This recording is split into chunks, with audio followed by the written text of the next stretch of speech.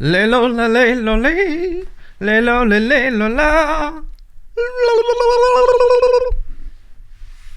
Wherever, whatever. Sorry for everybody's ears that I just blew out. But that's the way, my dear. Oh, ladies and gentlemen, welcome. Welcome to Tuesday morning. It's actually Monday morning for me, but guess what?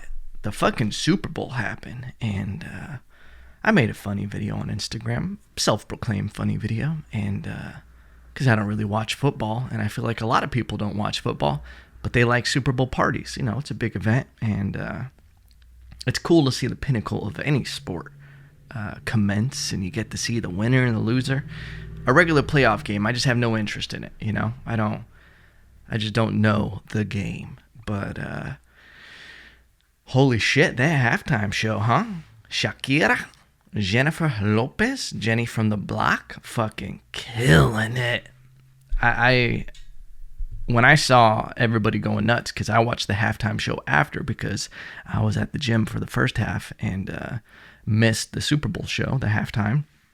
And everybody kept saying, watch it. You got to watch it. You got to watch it. I'm like, okay, it's JLO and Shakira.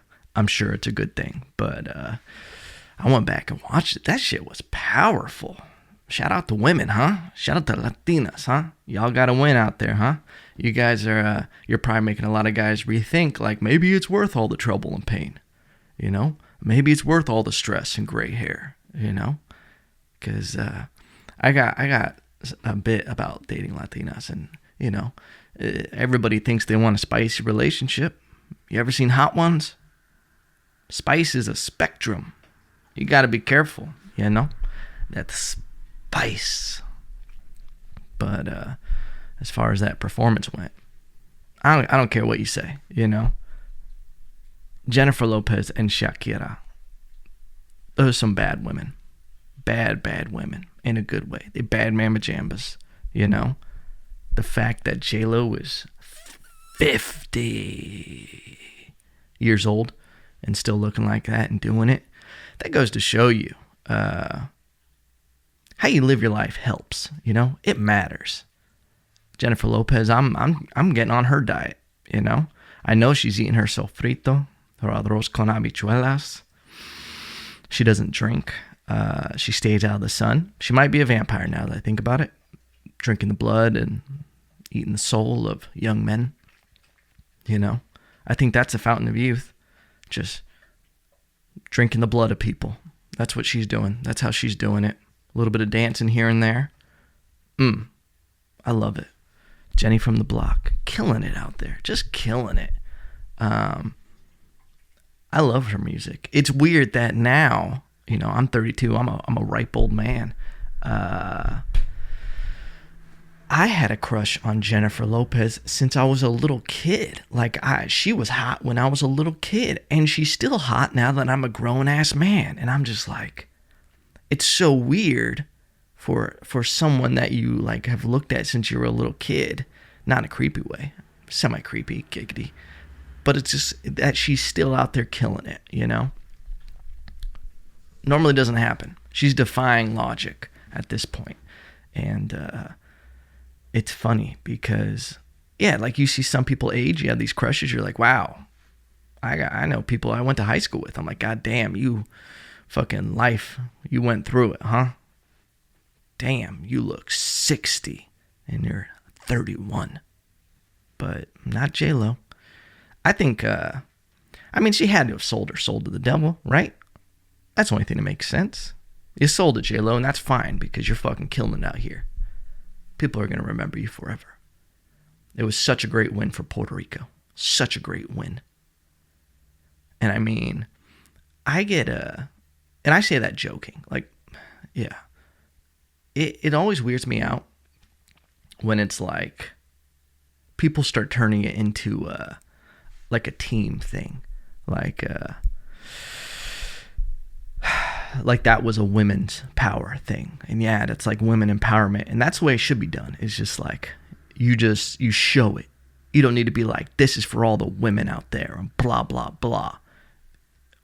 I had a good talk with a buddy Saturday night. We were talking about Kobe. And I know I'm all over the place right now, but we're going to get back to Shakira's tongue thing. Shit was a genius marketing move by her. I know it was on purpose. But I was talking to my buddy about Kobe. And there's some people, what I really liked about the positive thing I took from the whole Kobe thing was the fact that I did not know that an icon, an athlete, could have such a positive impact on people's lives. Obviously, you're probably like, yeah, Evan, of course. No, shut the fuck up. It seems like there are thousands of people whose lives were changed for the better, and they adapted the Mamba mentality to their own life. Where just by watching someone be so great in their sport, it inspired them to be great in whatever they do. Not only do they just enjoy watching them, but just by watching them live out their life and playing their game, it inspired them to live their life better. That blows my mind because I've never seen it on such a magnitude. And it's inspiring. It's inspiring to see someone just doing so good, living their life, that they inspired everyone to live their life better. And my favorite thing about it is, my buddy brought this up to me, is he was like, he never once was all in your face about what he was doing. He was never preaching to you. He was just living his life, and he was just working on the things that he says he was doing, you know, or the things that he was trying to push forward. He just did the work, and he was just going to show people, look, you know, I've been doing this for a while. Like the whole women empowerment thing, Kobe was such a proponent of that. He was coaching his daughter's basketball team, trying to push the sport of women's basketball forward, and he wasn't talking about it. He wasn't all in your face of, hey, we need to do this, we need to do that. He was just he was just supporting it. He was doing it. He was just doing the work without needing to be all in your face about it. I feel like that's what the real winners do. The real people that are out there making a change and making a difference, they just do it. They don't need to be out here preaching and all this shit. They just live their life by example. And I think that's what JLO is doing. You don't really, I mean, unless I just don't see it, but I see her motivating people and inspiring people through just her body of work. And that work of art of a body. It's inspiring to be 50 and still be like at the top of your game, dancing and singing. And me having an audio production background, I'm always looking for lip syncing.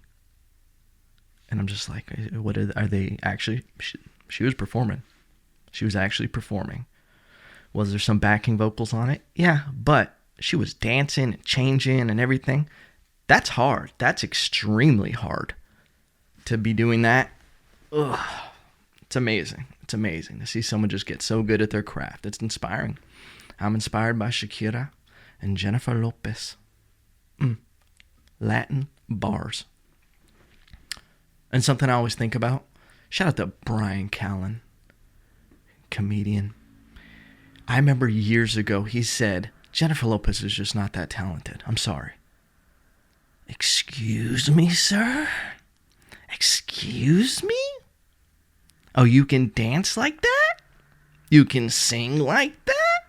You can write movies like that? I just think it's like you got to judge the whole body of work, you know? That's one thing that I've always been a fan of, is longevity in a game. Some people come, you know, they have a little flash in the pan career. They're hot for a second.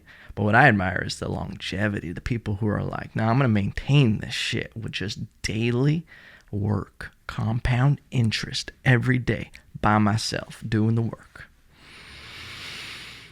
That's what I'm all about, you know? But shout out to Brian Callen. I love your work. And in his defense, he can dance quite well for an old man. And he's out there doing it, rocking it in the free world. And I bet if he had the opportunity, he would take it back. I bet he will after that Super Bowl appearance. He has to. The proof is in the pudding, you know? But back to Shakira. That whole tongue thing she did, the whole... I think it was on purpose. And I don't think it was on purpose for the song. I think it was on purpose to be like, this is going to be a meme. Genius. I don't think that was, she had to know what that looked like. It was a weird move, you know? And granted, in belly dancing, that's kind of a thing you do, is randomly just... Dude, so many people just fucking calling me during this podcast. I'm trying to keep my mind focused. I'm going to have to put my phone in the other room when I record these. Yeah, but I love Jennifer Lopez. I remember... You remember when you were young? Sorry, guys. I got something like going on. I think I have coronavirus. Hey. Kicking a dead horse with that joke. Kicking a dead horse. I remember when I was younger, I would listen. Like, do you remember when you were younger, you listen to love songs and you would feel it, but you wouldn't have any point of reference for why you felt it. It was just something with the chords hitting you, the right chord progression that just spoke to your heart. I would listen to that song. What was it called? It was with LL Cool J. It was like, life is love and love is living. Baby, don't go. All my love is all I had. Love is what you had, girl. Ba ba ba ba. You'll be missing me when I'm gone. Baby, don't go. It's such a shame, but I'm leaving. I am just fucking my throat. I'm no songbird right now, guys. I'm normally the songbird of a generation, but not right now. But that song, I would listen to it on repeat. I'd even get in the bathtub and listen to it as a kid. Fucking weird. That's what homeschool kids do. But I would just I just love the song for some reason. And I just watched the video and it wouldn't make sense. Like, I would be so confused at why LL Cool J licked his lips so much. I've just never understood it. Because I guess I have some lubed up lips. Like, I don't need that. But he constantly was just like, baby, don't go. Baby, don't go. You know? It always weirds me out when dudes do that. Because I'm a guy. And, you know, I got some, I call them thunder flaps. I got big lips. My top one hides, but my bottom one is just out there. I call it the power flap. And dudes who have big lips, for some fucking reason, it's so weird to me. They like to move them around as if like drawing attention to them. It's like a girl with cleavage, and she's just like has a push-up bra, and it's just like, hey, how are you? And then I'm just like, that's kind of strange. You're kind of like ringing a bell. But dudes do it too. They'll just be like, Right. Yeah. And I'm just like, dude, what the fuck are you doing, bro? Okay. It's weird that you're doing that right now. Or the dudes who constantly wear just chapstick and they're always having it with them. I've had dudes ask me to borrow chapstick. Hey, bro, you got any chapstick? Nah. And even if I did, you can't use any. Because you know what? You're not my boyfriend. You're not my boyfriend. Okay, I'm sorry, bro. There has to be limits, okay? Okay? I feel like if you want to borrow your boy's chapstick, you have to apply it with a kiss. Like, you got to put it on and then your boy. Sorry. It's not okay to ask another grown man for chapstick. Listen, I'm not a bigot. I don't care what you do with your life, but don't ask me for my chapstick, bro. Even a girl, don't ask me for my chapstick. Unless you're my girl, don't ask me for my chapstick. If you're a relative, for sure get out of my face with that. Wanting to borrow my chapstick. The only way you can borrow my chapstick is if you brought a pocket knife and you're going to cut a sliver off and then just...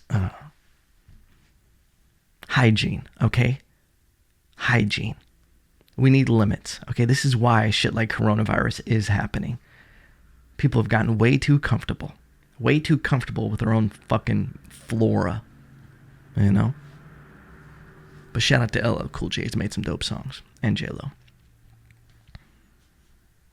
JLO just out there rocking it in the free world. I love it. I love it.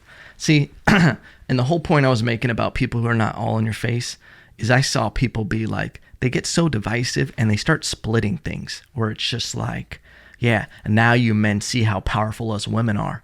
And then I'm just like, yo, we never thought you were not powerful. At least that, most people don't. Like a halftime show was the spot that you're like, yeah, now you know. I'm like, well, why'd you just kick me off the team? I was for this, you know? I had your back. It's just interesting. I think when people start posting stuff, like they take anything and they make it into an argument and a battle, it's just like, dude, why are you so angry? Why are you so unhappy? And people are never happy. You see everybody just pissed in some way about anything. The whole appropriation. Everybody's appropriating everything. I don't know if you know that. Listen, the whole culture appropriation thing, listen, as someone who belongs to two different cultures, I grew up very Puerto Rican. Arroz con habichuelas, make my own sofrito, make my own tostones, pasteles. I don't give a shit. I'll make any food. Listen, if your culture has good food, I'ma fucking appropriate it, okay? Okay? I don't give a shit. You got some good baked chicken? It's mine now. It's mine now. And I don't get why it's always white people, you know? Being half white, I can say this. I can say these things. But it's like, why are you always like the Chiefs shit? I saw so much shit about the Chiefs. So much things about the Chiefs. It's always just like, why? Why are you so angry about this? And I'm not really educated on this. I shouldn't really be getting political right now. I don't even think it's political. It's more of a social thing. And it's not so much the actual variable, the situation, like this is particularly the Chiefs, because when it comes to my culture and my island, would it be culture appropriating if someone started playing the drums of Puerto Rico? They like to dance salsa. They like to make Puerto Rican food. Listen, I love cooking Puerto Rican food for people because it's sharing my culture. Sharing my culture. Would it be weird if during Christmas, some Caucasian family from the mountains of Caucas, they started making Puerto Rican food for their Christmas dinner? They started playing drums around the Christmas tree. They started making coquito to drink, dancing salsa around the Christmas tree. Would that be appropriating my culture? I don't give a shit. You know what that does? It makes me happy. It makes me happy. If someone starts taking on Latin fashion or anything, it makes me happy. Why? Because it's like, hey, you're seeing some cool things from my culture. Enjoy it. Whenever people come over, they're from out of town or something, people always request a Puerto Rican meal. And I give the people what they want. Okay? I make it for them. Because it's getting to share my culture. When I go to someone else's house, I want their culture, you know? I'm coming in to take it, you know? I think it gets silly when people get so angry. Don't appropriate my culture. It's such a childish thing. It really is. Like the whole dreadlocks thing, and I don't know. I think people are just miserable. People are miserable and just want to find something to be upset about. Because if you're not upset about something that's outside of your life, that means you're going to have to find or deal with the problems in your own life. Bars. Truth bars. People get so angry. So angry. So does that mean like Puerto Rican people and like, I don't know why I'm just picking on Puerto Rican people and using them as an example, but does that mean any culture Asian people can't get into line dancing? Because they're appropriating the culture? Can't have an Asian bull rider out there? Appropriation? No, it seems silly. It seems silly to say that. I don't know. I think people just get way too angry about that shit. But yeah, I saw a lot of that about the Chiefs. There's going to be a point where we can't say anything. Like you can't even... I feel like one day I'm going to get canceled for this podcast because it's offensive to people who don't have podcasts. I'm going to get canceled because I have a dog, and it's offensive to people who don't have a dog because it's reminding them of the fact that their apartment doesn't allow dogs. it's going to be like first world privilege to have a pet goldfish because you're just throwing it in people in third world countries' face that you have such an excess of water that you put a goddamn fish in it. I always think that kind of is kind of silly if you think about it. Whew. Having a pet fish is probably the most privileged pet you can have, right? Like in the big picture of things.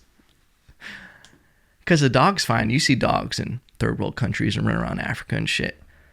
You even see hyenas. People have pets out there in Africa. You can have birds, squirrels.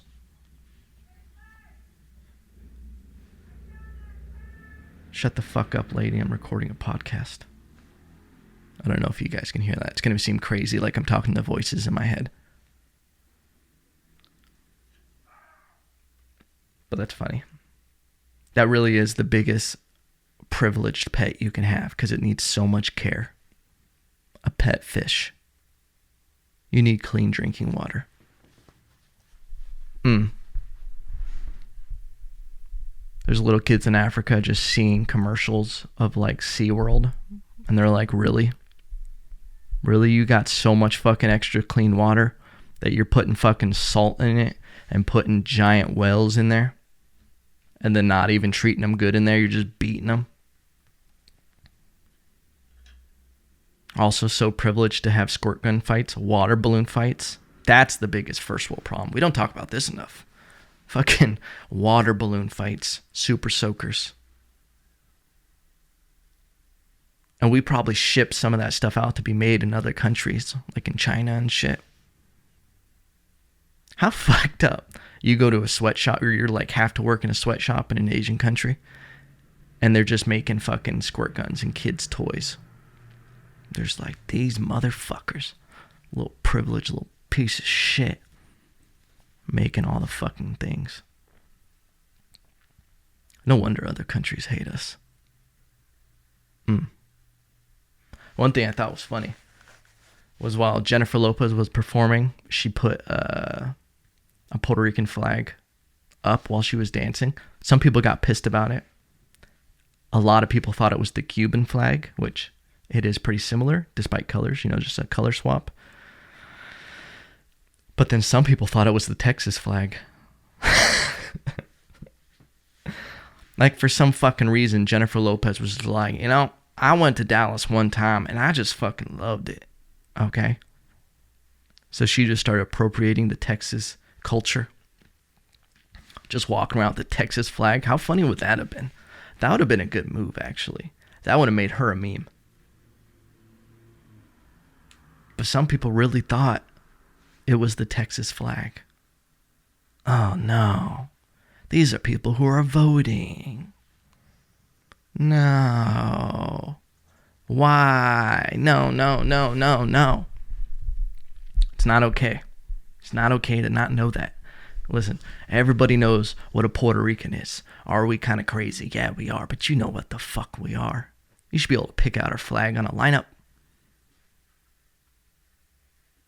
It is pretty similar to the Texas flag, though. I'll give you that.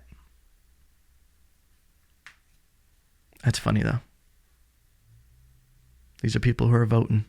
These are people who, like, always... I think the biggest misconception I always get about Puerto Rico is that people always are like, it's not part of the... So do you have a green card? Oh, so do you have a passport? I'm like, nah, bitch, it's a part of the country. Yeah, but how? I'm like, it's a commonwealth. Almost a state. It's a commonwealth. And these are the people who are like, we give Puerto Rico way too much help. I'm like, bitch, you don't even know the flag. You don't even know the flag. You thought we were Texas. Fuck out of here. What else is up? Superbowl was amazing. I actually watched it, the second half. Loved it. I love a good game. I love when it's for all the marbles. I get excited. Makes my willy tingle. That's what I like. Is when there's actually like something big going on. So when it's like the big game of that, I'll watch it. And when it's actually close. And that was great to see the Chiefs come back and just win like that. Shout out to their coach. I think he'd been a coach for like 40 years, never won a Super Bowl, just got his first one. How dope is that? I feel bad for the 49ers. I have some friends who really love the 49ers. I was talking so much shit over text message just because it's fun. I got no sweat in the game. You know, I don't care who wins. But it's just fun to like have playful shit talk. And I only do it because I was doing it to a friend who's diehard 49ers. And I was doing it only because the 49ers were winning. But then they stopped winning. And I was like, fuck. Because then he stopped texting me back. And I was like, fuck, I think I really pissed him off. And then when they lost, I was like, great, I just lost a friend. Some people are diehards. Some people identify with a sports team way too hard. I always think that's funny. But my views have been changed a bit because now that I see how much of an impact Kobe had, I can see what identifying with certain sports teams and athletes can do for your life in a positive way. So I take back my first stance on sports teams when people get way too serious about it. I was doing a joke for a while about how it bugged me when people always call themselves we with their sports team. They're just like, we had a good game, we played our game, we had some injuries, but we'll be back next season. It's like, what is this we shit? You're not even a cheerleader. You've never been in the same room as them. You were sitting on the couch drinking beer, eating Cheetos while these grown men exercise vigorously. But it was a good game. It was close. What else is up? I don't want to just sit here talking about the Super Bowl. You guys all saw it. I watched the movie Willow. For the first time since I was a kid. Didn't realize it till I watched it again. It's Lord of the Rings. That movie is straight Lord of the Rings. You just swap out the baby for the ring. There's a wizard guiding them. There's an old blonde lady who's like a powerful witch, just like Lord of the Rings. They go on a quest. There's literally little people. Which I don't know if I heard dwarves isn't appropriate anymore. Little people. I don't know. I'm almost short enough where I'm okay saying whatever word I want, but no. Not quite making it.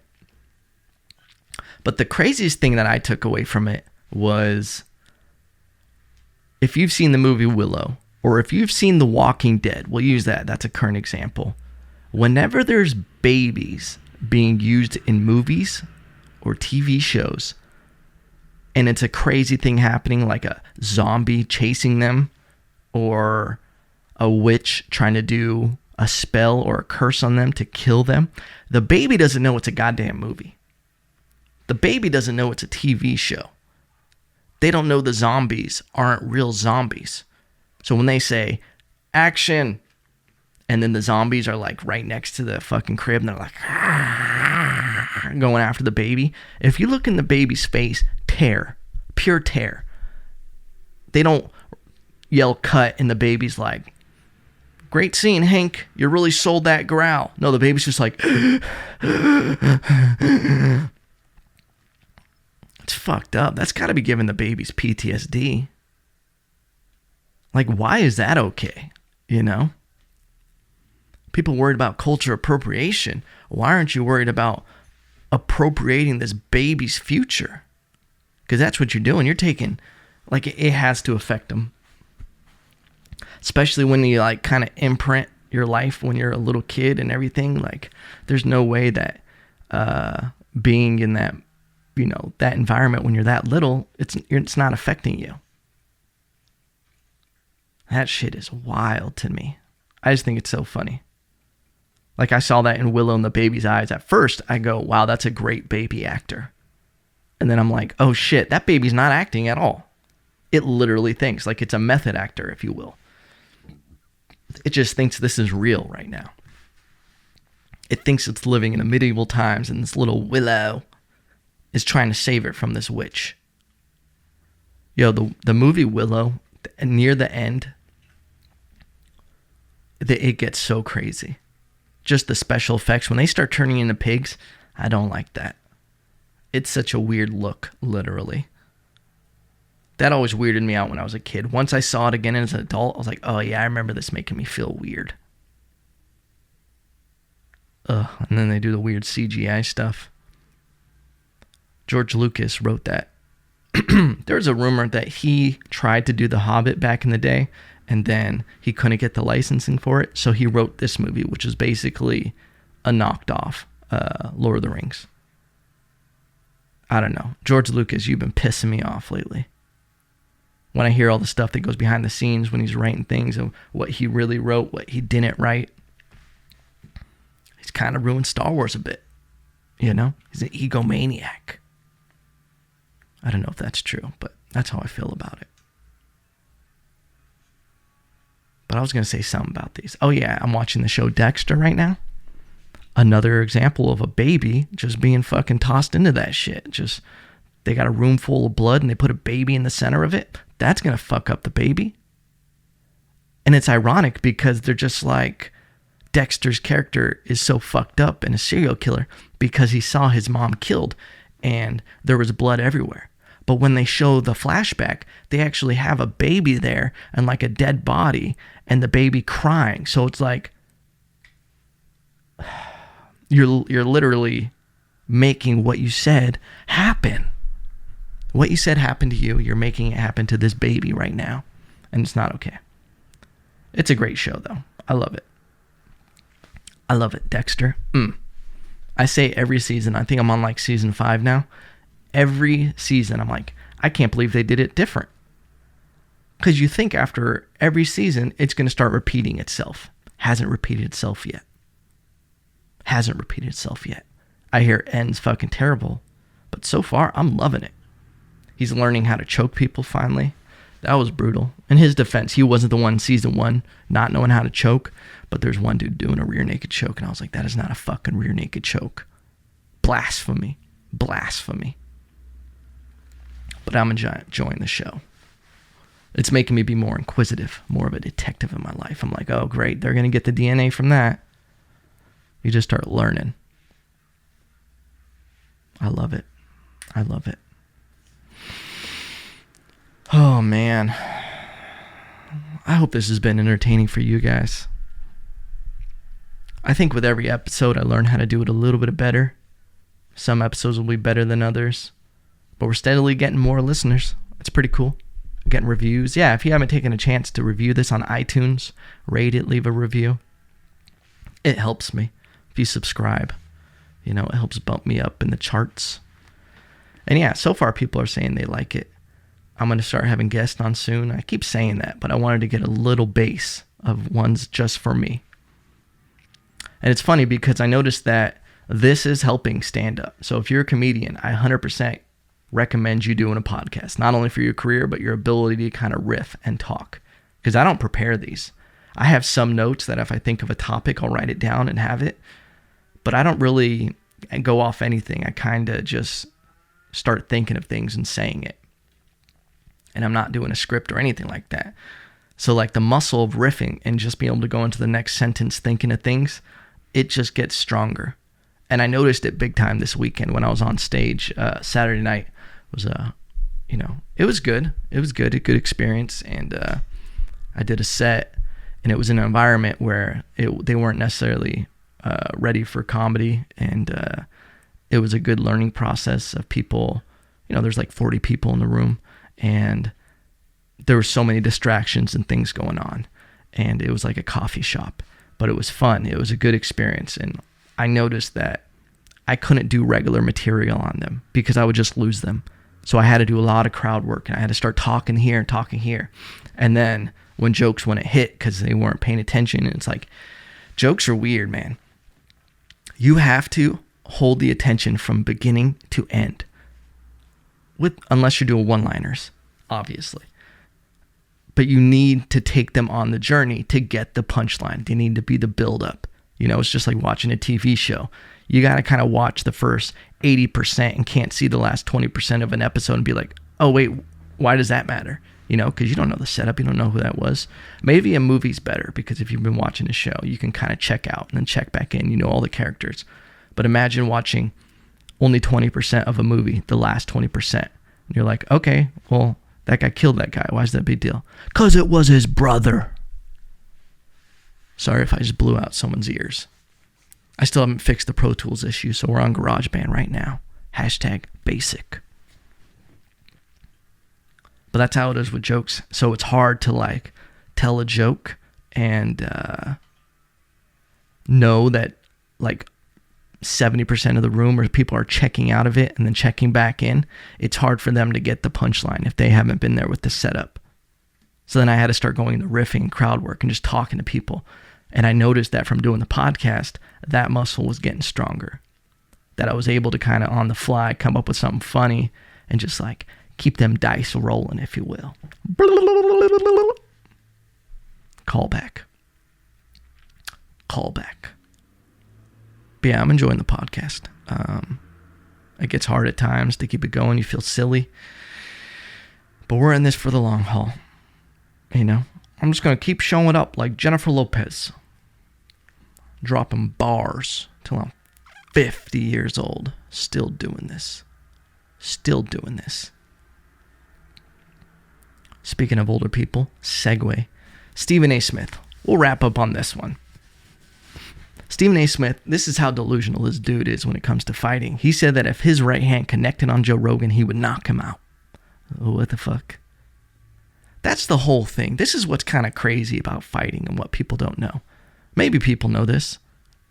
But a lot of times, if you just stand there and let people punch you in the face, a lot of people can knock you out. A lot of people. That's why there was a point where I hated watching World Star Hip Hop videos where people just got they used to sneak them. And it's when you just like walk up on someone behind them and you would knock them out cold. It's just because if you get an easy, free shot on someone's chin, you can knock them out. There's so many videos on the internet of girls, just dudes and college frat boys being like, yeah, go ahead, take your best shot. Punching a dude and then just fucking sleeping him onto a fucking beer pong table. Like Stephen A. Smith, this is the biggest example. I don't know why I call him Stephen A. Smith. Like I feel like everybody else just uses his middle name, so I just use it too. What if his last name was A. Smith? Stephen A. Smith. A Smith. Stephen, he's a Smith. Stupid. Hey, I didn't say the riffing would always be good, okay? Bars. But this just shows how little he knows. It's like, yeah, any UFC fighter in a fight, if they're fighting each other, they can knock each other out if they got a free shot. If their right hand connects. But the whole fucking point of the fight is to try to do that. It's very rare that someone could take another fighter's right hand. Like 100% clean shot. Very rare. We are so fucking fragile. We're not meant to take that. You know? We're not meant to get punched in the face. At all. We're not meant for CTE, all this blunt force trauma. That's what's also funny about people are so worried about cultural appropriation of the Chiefs and everything. What about all the CTE? You're not worried about dead brain cells appropriating people's living brain cells? Like that's what your problem with the sport is? The teams? It's not the brain damage and all of that. It's the name. It's their mascot. The silly cartoon that represents so you can identify them. Okay, Snowflake. Okay, Boomer. I feel so weird that I just used the word snowflake. I'm part snowflake, for sure. I'm part Boomer, too. I'm such an old soul. I don't give a shit. I look at old paintings. What was it? It's not Rembrandt. It's the one dude. He just paints little, they're like cobblestone paintings of like a house right next to a lake and then like a grassy meadow. Fuck, I can't think of his name. He's like he's the most famous dude who paints that style of painting. Fuck, what's his name? I don't even want to Google it. But those scenes, like a nice little old house next to a fucking meadow and a little river and like that fucking water thing spinning. Oh, I see that and I'm like, I want that life. That's the dream life for me. Is just a little house like that with a barn. Hey, when I say a little house, I want a big ass house. I'll be honest with you. I like the idea of just having everything I need, everything I want in the house, okay? I don't like care about things like expensive cars, expensive clothes, things like that. But what I want is I want land. I want like a barn. I have this dream where I want a barn, like a regular barn with like animal shit in it and everything. Like, I guess it'll be literally animal shit, but I want like a real functioning barn for like taking care of the farm type land, appropriating the farmers, sorry. But I want something like that where it's like I actually can live off the land a bit. I even just got right now some metal tin that I'm going to start growing some herbs in. A little bit of oregano, some basil, maybe some thyme. But that's what I want in my life. I want a nice house with a lot of land. I want like 6 dogs that can just fucking run around and do shit, fuck people up if they try to come on the land. I want a lake. I doubt I'll get that, but I want a lake. I want to be able to fish and everything. And then I want a couple of barns. One of them, it's going to be a real barn. Keep all my shit in there like animal shit. And then I want a fully functional video editing, podcasting studio within a barn. Barn bars. I just think that would be so dope. And I mean, eventually I'll probably move out of California. I think once I'm established with comedy and everything like that, and I can kind of do it remotely, I figure if I'm doing sets at the Comedy Store or whatever later on in life, I can just fly to LA. It's not that bad. I've looked at Arlington, Texas. That's where I used to live with a buddy. Shout out to my baby, Matt Smith. And when I lived there, the housing is so cheap for what you can get compared to California. I want a lot of land. I want to be able to just, not have to pay $4 million for what I could get in Texas for like $600,000, just build my own home, have like 2 kids. That's good. I feel like 3 kids is pushing it. 4. That's just wild. What are you trying to repopulate the earth? That's exhausting. Imagine like juggling. Like it just gets harder and harder the more you add in there. And then they outnumber you. That shit's wild. Just 2. I'm good. 6 dogs. Couple animals. I'm good. But that's what I want. That's the dream house for me. And I feel like in California it's hard to do that. You got to make a lot of money. I mean, I plan on making a lot of money, but I just don't want the stress of it. And like, LA to me is such a weird world. I don't want to raise kids around there. Everybody's an actor, everybody's a writer, everybody's doing this. And it's like, I find there's a lot of weird mental health shit in LA. In the sense of some people they're going after comedy or going after acting or writing or something because they need their life to have some kind of significance. And it's like, they're not really doing that thing, but they like attention so much. So they're using whatever art form it is as a vehicle to get them that goal of more attention. Like they're not really naturally that way, but they're just trying to kind of shift it into one of these art forms because that's the result of it, is more attention. I get weirded out by attention. I mean, it's weird because I do stand up in the podcast, so it's obvious like, hey, look, attention this. But like, I get weirded out by it. If there was a way to do all of this without it, it'd be fun. But you can't. Like, I enjoy jokes and the feedback from them so much. Just like the writing jokes is such a fucking fun thing. From start to finish. It's weird because when you start doing jokes, like when you first get a joke, it is just this little fucking baby. It's just a little nugget. And you don't know if it's funny yet. The idea is funny, but you haven't figured out the way to say it to really get across the point of it being funny. So you got to go to an open mic or stuff it into a show. And when I say stuff it into a show, when you're actually doing a show, you can't just start well, let me try this one out. Let me try this one. You gotta hit them with paying customers. You gotta hit them with the good shit, stuff you know works. But you can stuff some bars in there, somewhere in there. Get a couple of new ones in there. All right, they didn't laugh at that. Let's go back to the old shit. Excuse me. But that's the beauty of it, is taking it and just tick, tick, tick over time. And I like the jokes. That's what's funny about them and cool about them. They ripen on the vine. They just get smoother.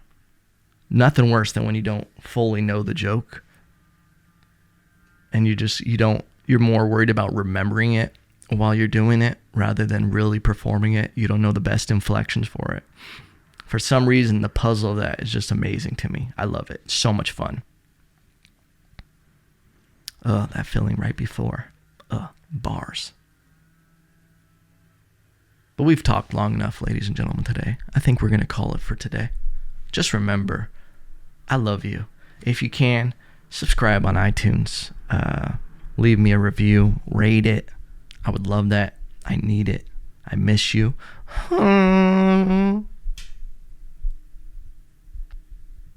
This podcast was brought to you by Organic Originals Productions, my video production company in Ventura, California. And remember, at the end of the day, I love you. And remember,